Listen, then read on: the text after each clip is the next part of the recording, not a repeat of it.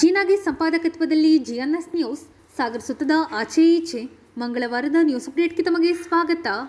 ಮುಖ್ಯಾಂಶಗಳು: ಎಸ್ಐಟಿ ತನಿಖೆಯಿಂದ ಧರ್ಮಸ್ಥಳ ಮೇಲಿನ ಅಪವಾದ ದೂರವಾಗಿದೆ. ಎಸ್ಐಟಿ ತನಿಖೆ ಸರಿಯಿದ್ದು ಎನ್ಐಎ ಅಗತ್ಯವಿಲ್ಲ. ಧರ್ಮಸ್ಥಳ ಷಡ್ಯಂತ್ರ ವಿರುದ್ಧದ ಪ್ರತಿಭಟನೆಯಲ್ಲಿ ಭಾಗವಹಿಸಲು ಹಾಲಪ್ಪಗೆ ಯಾವ ನೈತಿಕತೆ ಇದೆ? ಬಿಎಸ್ ಯಡಿಯೂರಪ್ಪ, ಬಿವೈ ರಾಘವೇಂದ್ರ, ಹಾಲಪ್ಪ ಸೇರಿ ಸಿಗಂದೂರು ದೇವಸ್ಥಾನ ಮುಜರಾಯಿಗೆ ಸೇರಿಸಿ ಎಂದು ಪತ್ರ ಬರೆದಿದ್ದರು ಎಂದು ಗುಡುಗಿದ ಶಾಸಕ ಬೇಳೂರು. ಪ್ರೌಢಶಾಲಾ ವಲಯ ಕ್ರೀಡಾಕೂಟ, ದೈಹಿಕ ಶಿಕ್ಷಕರ ಭರ್ತಿಗೆ ಶೀಘ್ರ ಕ್ರಮದ ಭರವಸೆ ನೀಡಿದ ಶಾಸಕರು. ಪಾಠದೊಂದಿಗೆ ಆಟೋಟವೂ ಅಗತ್ಯ ಎಂದ ಮೈತ್ರಿ ಪಾಟೀಲ್. ಬೀದಿ ನಾಯಿ ಹಾವಳಿ, ವಿವಿಧ ಸಂಘಟನೆಗಳಿಂದ ಪ್ರತಿಭಟನೆ. ನಾಯಿಗಳ ನಿಯಂತ್ರಿಸಿ ಕಚ್ಚಿಸಿಕೊಂಡವರಿಗೆ ಪರಿಹಾರ ಕೊಡಿ ಘೋಷಣೆ. ಬೀದಿ ನಾಯಿ ನಿಯಂತ್ರಣಕ್ಕೆ ತೀನಾ ಶ್ರೀನಿವಾಸ್, ಜಮೀಲ್, ದಿನೇಶ್, ಸದ್ದಾಂ ಒತ್ತಾಯ. Tarikere South India karate, Panchappa ಸಾರಥ್ಯದ ಸಾಗರ್ ಕರಾಟೆ ಇನ್ಸ್ಟಿಟ್ಯೂಟ್ ಪಟುಗಳ ಸಾಧನೆ. ಈಗ ಸುದ್ದಿಯ ವಿವರ. ಧರ್ಮಸ್ಥಳ ಪರವಾದ ಪ್ರತಿಭಟನೆಯಲ್ಲಿ ಪಾಲ್ಗೊಳ್ಳಲು ಹಾಲಪ್ಪಗೆ ಏನು ನೈತಿಕತೆ ಇದೆ? ಅಧಿಕಾರ ಇದ್ದಾಗ ಬಿಎಸ್ ಯಡಿಯೂರಪ್ಪ, ಬಿವೈ ರಾಘವೇಂದ್ರ, ಹರತಾಳು ಹಾಲಪ್ಪ ಹಿಂದುಳಿದ ವರ್ಗದವರ ಸಿಗಂದೂರು ದೇವಸ್ಥಾನವನ್ನು ಮುಜರಾಯಿಗೆ ಸೇರಿಸುವಂತೆ ಪತ್ರ ಬರೆದಿದ್ದರು ಎಂದು ಶಾಸಕ ಹಾಗೂ ಅರಣ್ಯ ಕೈಗಾರಿಕಾ ಅಭಿವೃದ್ಧಿ ನಿಗಮದ ಅಧ್ಯಕ್ಷ ಗೋಪಾಲಕೃಷ್ಣ ಬೇಳೂರು ಕಿಡಿಕಾರಿದ್ದಾರೆ. ಸಾಗರದ ನೆಹರು ಮೈದಾನದಲ್ಲಿ ಮಂಗಳವಾರ ಮಾಧ್ಯಮದ ಜೊತೆ ಅವರು ಮಾತನಾಡುತ್ತಿದ್ದರು. ಒಂದು ಹಿಂದುತ್ವ ಆಧಾರ ಬಿಟ್ಟುಕೊಂಡು ಇವರು ಹೋಗ್ತಾ ಇರುವಂಥದ್ದು ನಾನು ಖಂಡನೆ ಮಾಡ್ತೀನಿ. ಧರ್ಮಸ್ಥಳ ಕೇವಲ ಇವು BJP ಬರ್ಕೊಟ್ಟಿಲ್ಲ. ನಾವು ಯಾವತ್ತು ಧರ್ಮಸ್ಥಳ ಎಲ್ಲ ಜನಾಂಗದವರು ನಮ್ಮಲ್ಲೂ ನಾವು ಸಹ ಹಿಂದುತ್ವದಲ್ಲೇ ಭಾಗವಹಿಸಿದ್ದೇವೆ ಅಲ್ವಾ? ಯಾವ ಉದ್ದೇಶ ಇಲ್ಲಿದೆ? ಇವತ್ತು SIT ಕೊಟ್ಟಿದ್ದರೆ ಏನು ತಪ್ಪಾಗಿದೆ? SIT ಕೊಟ್ಟಿದ್ದರಿಂದ ಅವರೆಲ್ಲರ ಹಗರಣ ಸಿಕ್ಕಿ ಬಿದ್ದಿದ್ದಾರೆ. ಇವತ್ತು SIT ಕೊಟ್ಟಿದ್ದರೆ ಯಾರು ಹುಳುತರು ಇದ್ರು, ಯಾರು ತೊಂದರೆ ಕೊಟ್ಟಿದ್ರು, 13 ವರ್ಷಗಳ ಹಿಂದಿಂದ ಏನು ನಡೀತಾ ಇತ್ತು ಅವ್ರಿಗೆಲ್ಲರಿಗೂ ಇವತ್ತು ಶಿಕ್ಷೆ ಆಗುತ್ತೆ. SIT ಅಂತ ತನಿಖೆ ಆಗಿದೆ. ಇವತ್ತು ನೋಡಿ, ಎಲ್ಲ ನಾನಲ್ಲ, ನಾನು ಮಾಡಿದ್ದಲ್ಲ, ಅವರು ಇವರು ಅಂತ ಹೇಳ್ತೀವಿ ಬಂತಲ್ಲ. SIT ಕೊಡೋದ್ರೆ ಏನು ಬರ್ತಿತ್ತು? ಧರ್ಮಸ್ಥಳ ಕೆಟ್ಟ ಹೆಸರು ತರ್ತಿದ್ರು. ಇವ್ರಿಗೆ ಏನಾಯಿತು?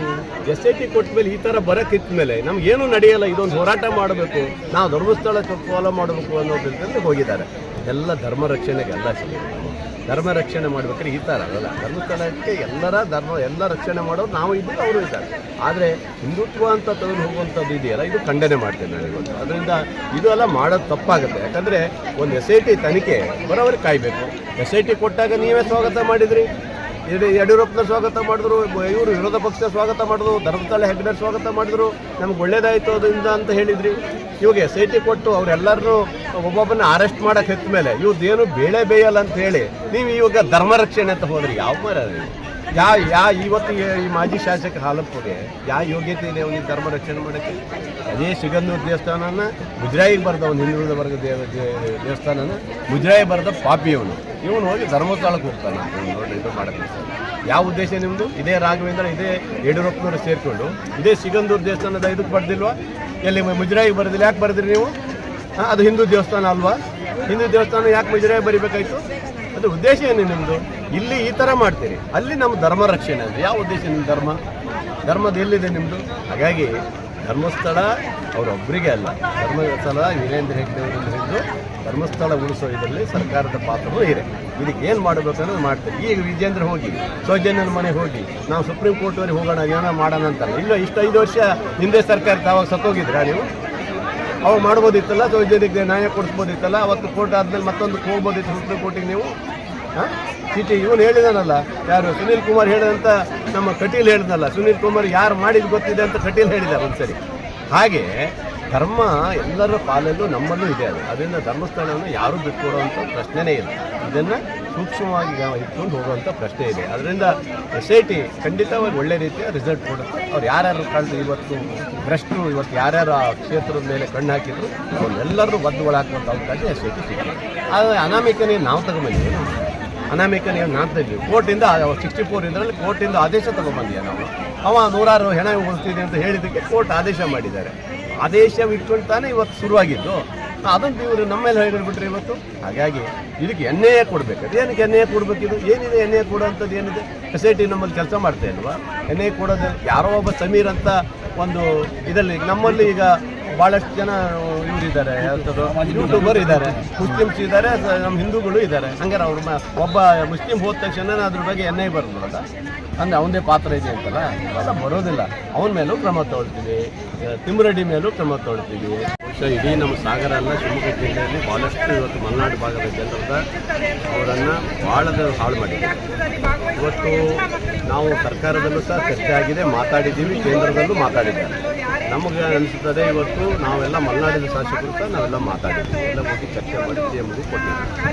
ಮಲೆನಾಡಲ್ಲಿ ಸ್ಪೆಷಲ್ ಆದಂಥ ಒಂದು ಪ್ಯಾಕೇಜ್ ಕೊಡಬೇಕು ರೈತರಿಗೆ, ಎಲೆಚುಕ್ಕೆ ರೋಗಕ್ಕೂ ಮತ್ತು ಕೊಳೆ ರೋಗಕ್ಕೆ ಕೊಡಬೇಕು ಅನ್ನೋದು ಹೇಳಿದ್ದೆ. ಅದ್ರ ಜೊತೆ ಸೂಟಿನೂ ಸಹ ಇತ್ತೀಚೆಗೆ ಹೋಗಿದೆ ಅಂತ ಈಗ ಹೇಳ್ತಾ ಇದ್ದಾರೆ. ಹಾಗಾಗಿ ಇವೆಲ್ಲವನ್ನು ನೋಡಿಕೊಂಡು ಇವತ್ತು ರಾಜ್ಯ ಸರ್ಕಾರ ಬಿಡುಗಡೆ ಮಾಡಬೇಕು ನಮ್ಮ ಒಂದು ಅಹವಾಲಿದೆ. ನಾವೀಗ ಮತ್ತೆ CM ಅವ್ರನ್ನ ಭೇಟಿ ಮಾಡ್ತೀವಿ. CM ಅವ್ರನ್ನ ಭೇಟಿ ಮಾಡಿ ಅದ್ರ ಬಗ್ಗೆ ಹೆಚ್ಚು ಒತ್ತು ಕೊಡಲಿಕ್ಕೆ ಅವಕಾಶ ಮಾಡ್ತೀವಿ. ಮಕ್ಕಳ ಸರ್ವಾಂಗೀಣ ಪ್ರಗತಿಗೆ ಓದಿನ ಜೊತೆ ಕ್ರೀಡೆಯೂ ಮುಖ್ಯ. ದೈಹಿಕ ಮತ್ತು ಮಾನಸಿಕ ಸದೃಢತೆ ಸಾಧಿಸಲು ಮಕ್ಕಳು ಪಾಠದೊಂದಿಗೆ ಆಟಕ್ಕೂ ಆದ್ಯತೆ ನೀಡಬೇಕು ಎಂದು ಶಾಸಕ ಹಾಗೂ ಅರಣ್ಯ ಕೈಗಾರಿಕಾ ಅಭಿವೃದ್ಧಿ ನಿಗಮದ ಅಧ್ಯಕ್ಷ ಗೋಪಾಲಕೃಷ್ಣ ಬೇಳೂರು ತಿಳಿಸಿದರು. ಸಾಗರದ ನೆಹರು ಮೈದಾನದಲ್ಲಿ ಮಂಗಳವಾರ ಶಾಲಾ ಶಿಕ್ಷಣ ಇಲಾಖೆ ಮತ್ತು ಸಂತ ಜೋಸೆಫರ ಆಂಗ್ಲ ಮಾಧ್ಯಮ ಪ್ರೌಢಶಾಲಾ ವತಿಯಿಂದ ಹಮ್ಮಿಕೊಳ್ಳಲಾಗಿದ್ದ ವಲಯ ಮಟ್ಟದ ಪ್ರೌಢಶಾಲಾ ವಿದ್ಯಾರ್ಥಿಗಳ ಕ್ರೀಡಾಕೂಟವನ್ನು ಉದ್ಘಾಟಿಸಿ ಅವರು ಮಾತನಾಡುತ್ತಿದ್ದರು. ನಗರಸಭಾ ಅಧ್ಯಕ್ಷೆ ಮೈತ್ರಿ ವಿ ಪಾಟೀಲ್ ಮಾತನಾಡಿದರು. ಸಂತ ಜೋಸೆಫರ ಆಂಗ್ಲ ಮಾಧ್ಯಮ ಪ್ರೌಢಶಾಲೆಯ ಮುಖ್ಯಸ್ಥೆ ಸಿಸ್ಟರ್ ಲೆಮೆನ್ಸಿ ಕಾರ್ಯಕ್ರಮದ ಅಧ್ಯಕ್ಷತೆ ವಹಿಸಿದ್ದರು.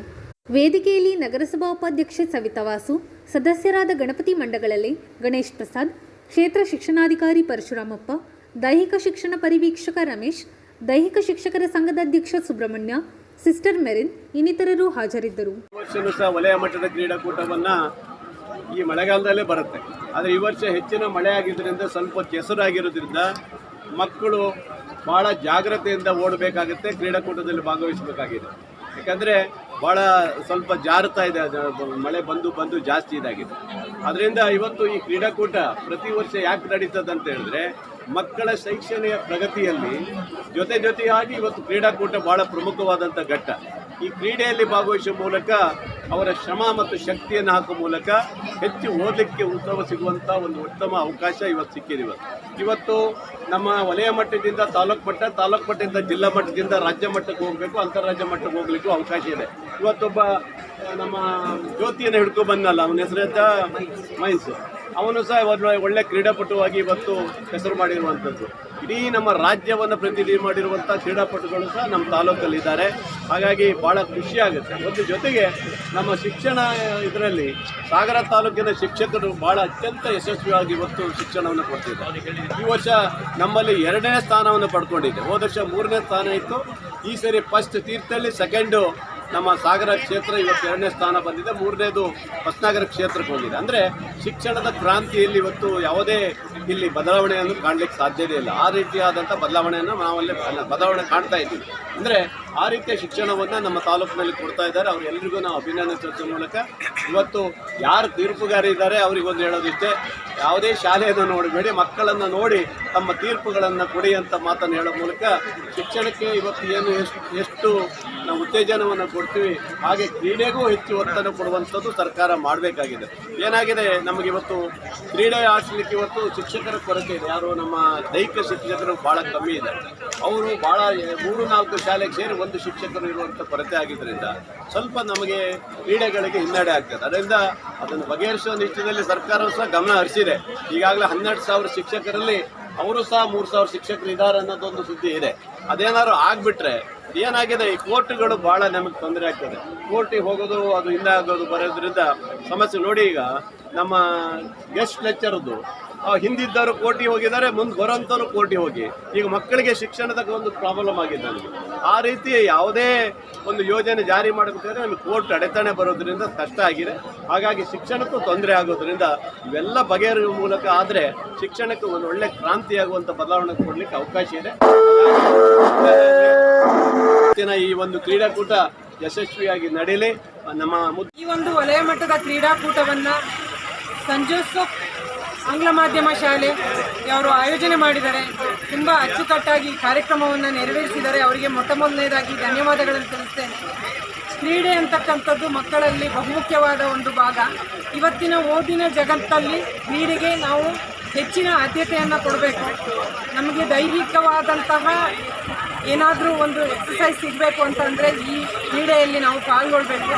ಈ ರೀತಿಯ ಕ್ರೀಡಾಕೂಟದಲ್ಲಿ ನಾವೆಲ್ಲ ಭಾಗವಹಿಸೋದ್ರಿಂದ ಮಕ್ಕಳಲ್ಲಿ ಮಾನಸಿಕ ಶಕ್ತಿ ಹೆಚ್ಚುತ್ತದೆ ಅಂತ ಹೇಳ್ತಾ ಈ ಒಂದು ಕ್ರೀಡಾಕೂಟದಲ್ಲಿ ಭಾಗವಹಿಸಿರುವ ಎಲ್ಲ ಮಕ್ಕಳಿಗೂ ಕೂಡ ನಾನು ಶುಭಾಶಯಗಳನ್ನು ಕೋರ್ತಾ ಇದ್ದೇವೆ.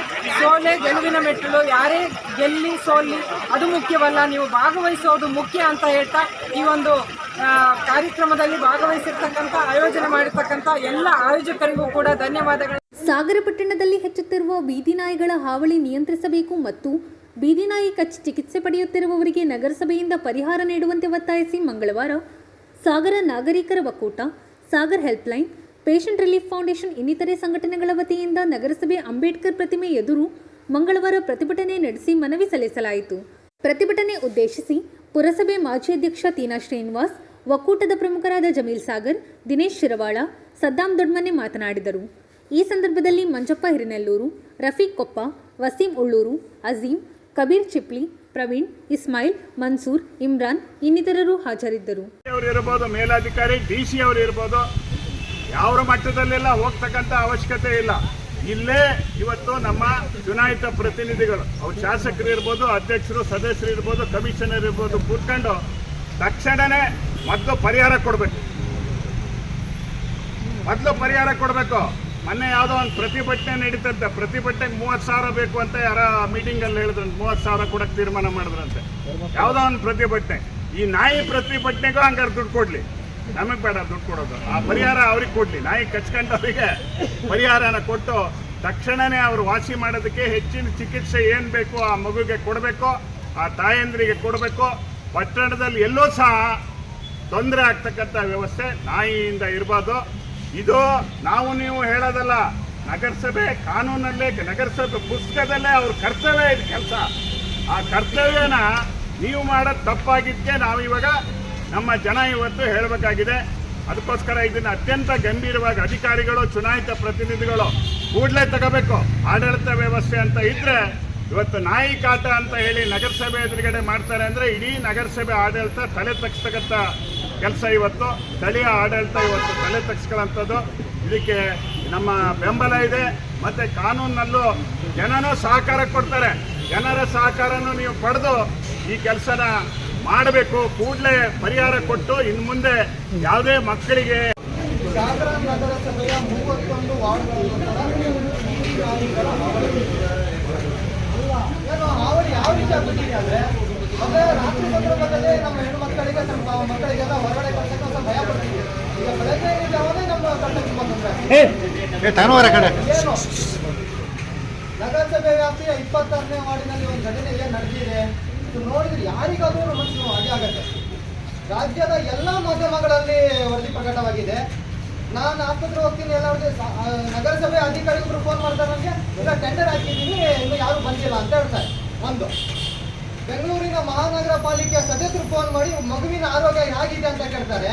ಅಲ್ಲಿ ನಾವು ಜನಪ್ರತಿನಿಧಿಗಳು ನಾವು ಓಟ್ ಹಾಕಿ ಅವರಿಗೆ ಅಧ್ಯಕ್ಷರು ಮಾಡಿ, ಉಪಾಧ್ಯಕ್ಷರು ಮಾಡಿ, ಅವ್ರಿಗೆ ನಗರ ಸದಸ್ಯರು ಮಾಡಿ ಕಳಿಸಿದೀವಲ್ಲ, ಅವರು ಒಂದು ಫೋನ್ ಮಾಡಿ ಏನಾದ್ರು ಏನಿದೆ ಮಗು ಅಂತ ಕೇಳೋ ಒಂದು ಸೌಜನ್ಯ ಇಲ್ಲ ಅಂತ ಹೇಳಿದ್ರೆ ಅವ್ರು ಯಾಕೆ ಬೇಕು?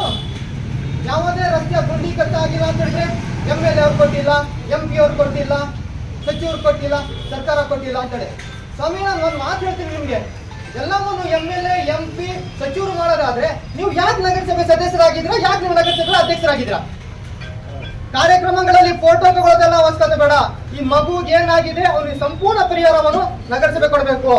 ಮತ್ತೆ ಈ ಹೋರಾಟ ಏನು ನಾವು ದಿಢೀರನೆ ಮಾಡಿರೋದು, ಈ ಸ್ಥಳಕ್ಕೆ ಉಪವಿಭಾಗ ಅಧಿಕಾರಿಗಳು, ಪ್ರಾಣಿ ದಯಾ ಸಂಘದವರು ಬರಲೇಬೇಕು. ಮತ್ತೆ ಮುಖ್ಯವಾಗಿ ಸರ್ಕಾರ ನ್ಯಾಯಾಲಯದಿಂದಲೇ ಒಂದು ಆದೇಶ ಇದೆ. ಏನ್ ಕೊಟ್ಟಿದ್ರು ನ್ಯಾಯಾಲಯದಿಂದ? ಎಲ್ಲ ನಗರ ಸ್ಥಳೀಯ ಸಂಸ್ಥೆಗಳು ಮಾನ್ಯ ಸರ್ವೋಚ್ಚ ನ್ಯಾಯಾಲಯದ ಆದೇಶದ ಮೇರೆಗೆ ಬೀದಿ ನಾಯಿಗಳ ನಿರ್ವಹಣೆ ಹಾಗೂ ಸಂಬಂಧಿಸಿದ ಸಾರ್ವಜನಿಕ ದೂರುಗಳು, ಸಮಸ್ಯೆಗಳನ್ನು, ಉಲ್ಲಂಘನೆಗಳನ್ನು ಸ್ವೀಕರಿಸಲು ಒಂದು ವಿಶೇಷ ಸಹಾಯವಾಣಿ ಸಂಖ್ಯೆಯನ್ನು ಸ್ಥಾಪಿಸಬೇಕು ಅಂತ ಹೇಳಿದೆ. ತಾವೆಲ್ಲರೂ ಇದ್ದೀರಲ್ಲ, ಸಾಗರ ನಗರಸಭೆ ಸಹಾಯವಾಣಿ ಸಂಖ್ಯೆ ಯಾವತ್ತು? ಯಾರು ಕೊಡ್ತಾರಾ? ಇಲ್ಲ. ಮತ್ತೆ ಬೀದಿ ನಾಯಿಗಳ ಕಡಿತಕ್ಕೊಳಗಾದ ನಾಗರಿಕರಿಗೆ ಮಂಜೂರು ಮಾಡಬೇಕಾದ ಚಿಕಿತ್ಸೆ ವೆಚ್ಚ ಪರಿಹಾರ ಮತ್ತು ಮರಣ ಸಂಭವಿಸಿದಲ್ಲಿ ಪರಿಹಾರ ಧನವನ್ನು ನೀಡುವ ಕುರಿತು ಇದೆ. ಏನ್ ಪರಿಹಾರ ಕೊಟ್ಟಿದ್ರಪ್ಪ ಅವರು? ಪಕ್ಕದಲ್ಲೇ ಇರೋದು ಸರ್ಕಾರಿ ಆಸ್ಪತ್ರೆ, ಚೆಕ್ ಮಾಡಿ ಈ ತಿಂಗಳಲ್ಲಿ ಎಷ್ಟು ಮಕ್ಕಳಿಗೆ ನಾಯಿ ಕಚ್ಚಿದ್ದಾನೆ. ಕೆಲವರು ಮುಂಗಡೆ ಬರ್ತಿಲ್ಲ, ಯಾಕೆ ಭಯ ಹುಟ್ಟಿಸ್ತಾರೆ. ನಾಯಿ ಮೇಲೆ ಹಲ್ಲೆ ಮಾಡಿದ್ರೆ ಪ್ರಾಣಿ ದಯಾ ಸಂಘದವರು ನಿಮ್ಮ ಮೇಲೆ ಪ್ರಕರಣ ದಾಖಲು ಮಾಡ್ತಾರೆ, ನಿಮ್ಗೆ ನ್ಯಾಯಾಲಯ ಕಳಿಸ್ತಾರೆ ಅಂತೇಳಿ. ಆಯ್ತು ಸ್ವಾಮಿ, ಪ್ರಾಣಿ ದಯಾ ಸಂಘದವರು ನಿಮ್ಗೆ ಆಕ್ರೋಶ ಮಾಡ್ತಾರಲ್ಲ, ಕರೀರಿ ಅವರಿಗೆ, ಇಲ್ಲ ಅವರಿಗೆ ಹಸ್ತಾಂತರ ಮಾಡಿ, ಇಲ್ಲ ನೀವು ತಗೊಳ್ಳಿ. ಟೆಂಡರ್ ಹಾಕಿದ್ರೆ ಬಂದಿಲ್ಲ ಅಂತ ಹೇಳಿದ್ರೆ ಏನ್ ಮಾಡ್ತಿದ್ರಿ? ನಿಮ್ ಟೆಂಡರ್ ಬರತ್ತಂಗಲ್ಲಿ ಮಕ್ಕಳ ಜೀವ ತೆಗಿಬೇಕಾ ನಾವಲ್ಲಿ? ಪ್ರತಿಭಟನೆಗಳೆಲ್ಲ ತಕ್ಷಣ ರಿಲೀಸ್ ಮಾಡಿ, ಹಿಂಗಿನ ರಿಲೀಸ್ ಮಾಡಿ. ನಮಗೆ ನಿನ್ನೆ ಮಧ್ಯಾಹ್ನ 3 ಗಂಟೆಗೆ ಆಗಿದ್ದು ಮಗು ಇನ್ನೂ ಶಿವಮೊಗ್ಗ ಸರ್ಕಾರಿ ಆಸ್ಪತ್ರೆಯಲ್ಲಿ ಚಿಕಿತ್ಸೆ ಪಡ್ತಿದ್ದಾನೆ, ಕಣ್ಣು ಹೋಗೋ ಪರಿಸ್ಥಿತಿ ಇದೆ. ಯಾವ ರಾಜಕಾರಣಿ ಯಾರು ಬಂದಿದ್ದಾರೆ ನೋಡ್ದೆ ನಾನಲ್ಲಿ. ನಮ್ಮ 31 ಸದಸ್ಯಗಳಲ್ಲಿ ಸೈಯದ್ ಜಾಕೀರು, ಶಂಕರ್ ಆಲೋಪುರಿ ಅವರು 4 ಜನ ಕಾಣಿಸಿದ್ರು ನಮ್ಗೆ. ನಿಮ್ಗೆ ಓಟ್ ಸಂದರ್ಭದಲ್ಲಿ ಮನೆ ಹತ್ರ ಹೋಗಿ ನೀವು ಓಟ್ ಹಾಕಿ ನಾವು ನಿಮ್ಗೆ ಎಲ್ಲ ರಕ್ಷಣೆ ಕೊಡ್ತೀವಿ. ಸ್ವಾಮಿ, ನಿಮ್ಮ ರಕ್ಷಣೆ ಯಾವ್ದು ಬೇಡ, ಮತ್ತು ನಮ್ಮ ಮಕ್ಕಳಿಗೆ ರಕ್ಷಣೆ ಕೊಡಿ, ನಮ್ಮ ನಾಯಿಗಳಿಂದ ನಮ್ಮ ಮಕ್ಕಳಿಗೆ ರಕ್ಷಣೆ ಕೊಡಿ. ಮುಖ್ಯವಾಗಿ ನಗರಸಭೆಯ ಪರಿಸರ ಅಭಿಯಂತರಿಗೆ ನಾನು ಹೇಳ್ತೀನಿ, ಬೀದಿ ನಾಯಿಯ ಹಾವಳಿಯಿಂದ ಸಾರ್ವಜನಿಕರು ತೊಂದರೆಗೀಡಾಗಿದ್ದಾರೆ. ಮಕ್ಕಳೆಲ್ಲ ಬೀದಿ ನಾಯಿಯ ಹಾವಳಿಗೆ, ಬೀದಿ ನಾಯಿಯ ದಾಳಿಗೆ ಒಳಗಾಗಿದ್ದಾರೆ ಅಂತೇಳಿ ಸಾಮಾಜಿಕ ಕಾರ್ಯಕರ್ತರು, ನಮ್ಮ ಆತ್ಮೀಯರು ಆಗಿರ್ತಕ್ಕಂಥ ಜಮೀಲ್ ಸಾಗರ್ ಅವರು ನಗರಸಭೆ ಆವರಣದ ಎದುರು ಬಾಬಾ ಸಾಹೇಬ್ ಅಂಬೇಡ್ಕರ್ ಪ್ರತಿಮೆ ಎದುರು ಒಂದು ಧರಣಿಗೆ ಕರೆ ಕೊಟ್ಟಿದ್ದರು. ಸಾರ್ವಜನಿಕ ಹಿತವನ್ನು ಕಾಯಬೇಕಾಗಿರ್ತಕ್ಕಂಥ ಆಡಳಿತಗಳು ಇವತ್ತು ಎಲ್ಲೋ ಒಂದು ಕಡೆಗೆ ವಿಫಲರಾಗ್ತಾ ಇದ್ದಾರೆ, ಗಾಢ ನಿದ್ರೆಗೊಳಗಾಗಿದ್ದಾರೆ. ಅವ್ರನ್ನ ಎಚ್ಚರಿಸೋ ದೃಷ್ಟಿಯಿಂದ ಈ ಹೋರಾಟ ಹಮ್ಮಿಕೊಂಡಿದ್ದಾರೆ. ಯಾವುದೇ ಆಡಳಿತವನ್ನು ಅವಮಾನಿಸೋ ದೃಷ್ಟಿ ಅಲ್ಲ ಇದು. ಈ ಹಿಂದೆ ಎಲ್ಲ ನಗರಸಭೆ ಆಡಳಿತದಿಂದ ಬೀದಿ ನಾಯಿಗಳ ನಿಗ್ರಹ ಕಾರ್ಯಗಳು ನಡೀತಾ ಇದ್ವು, ನಮಗೆ ಗೊತ್ತಿರೋ ಹಾಗೆ. ಈಗ ಯಾಕೋ ನಿಲ್ಲಿಸಿದ್ದಾರೆ. ಭಾಳ ವರ್ಷದಿಂದ ಅದು ಸುದ್ದಿಗೆ ಹೋಗ್ತಾ ಇಲ್ಲ. ಯಾರೋ ಪ್ರಾಣಿ ಸಂಘದವರು ಏನೋ ಒಂದು ದೂರು ಮಾಡಿದ್ರು ಅಥವಾ ಕೇಸ್ ಮಾಡಿದ್ರು ಅಂತ ಪ್ರಾಥಮಿಕ ಮಾಹಿತಿ ನಮಗಿರೋದು, ಸಂಪೂರ್ಣ ಮಾಹಿತಿ ಇಲ್ಲ ಯಾಕೆ ಇವ್ರು ನಿಲ್ಲಿಸಿದ್ದಾರೆ ಅಂತೇಳಿ.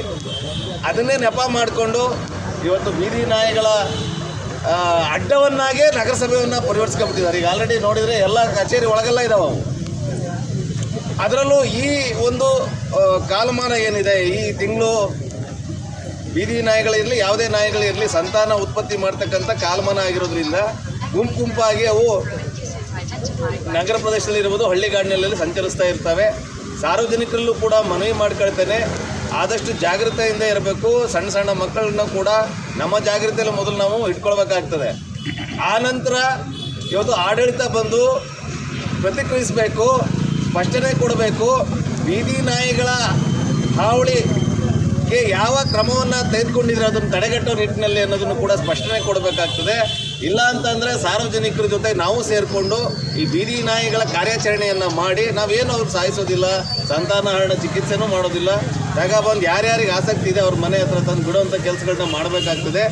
ಈಗ ನಮ್ಮ ಹುಲ್ಲತ್ತಿ ಭಾಗದಲ್ಲಿ ನಮಗೆ ಇವ್ರದ್ದೇನು ಕಸ ಡಂಪಿಂಗ್ ಯಾರ್ಡ್ ಇದೆ, ಅಲ್ಲೂ ಕೂಡ ನೂರಾರು ಬೀದಿ ನಾಯಿಗಳು ಅಲ್ಲಿದ್ದಾವೆ. ಇವರು ತ್ಯಾಜ್ಯವನ್ನು ಏನು ಹಾಕ್ತಾರೆ, ಘನತ್ಯಾಜ್ಯವನ್ನು, ಅದನ್ನು ತಿನ್ನಲಿಕ್ಕೆ ಅಲ್ಲೇ ಇದ್ದಾವೆ. ನಮ್ಮ ಜಾನುವಾರುಗಳ ಮೇಲೆ ದಾಳಿ ಮಾಡಿದ್ದಾವೆ, ನಮ್ಮ ಜನರ ಮೇಲೂ ಕೂಡ ದಾಳಿ ಮಾಡಿದ್ದಾವೆ.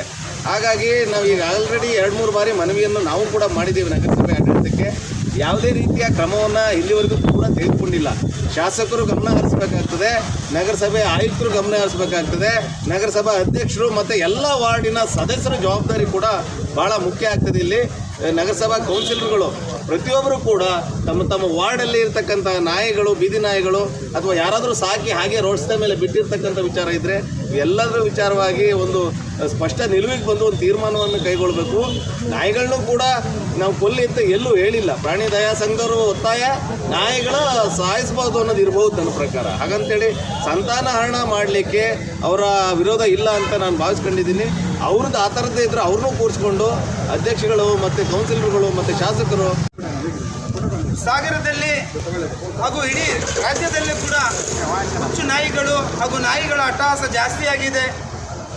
ನಾಯಿಗಳ ಅಟ್ಟಹಾಸಾಗಿ ದಿನೇ ದಿನೇ ಮಕ್ಕಳ ಮೇಲೆ ಎರಗ್ತಾ ಇದ್ದಾವೆ, ಸಾರ್ವಜನಿಕರ ಮೇಲೆ ಎರಗ್ತಾ ಇದ್ದಾವೆ. ಭಾಳಷ್ಟು ಜೀವಹಾನಿಗಳು, ಪ್ರಾಣಹಾನಿಗಳು ದಿನೇ ದಿನೇ ಆಗ್ತಾ ಇದೆ.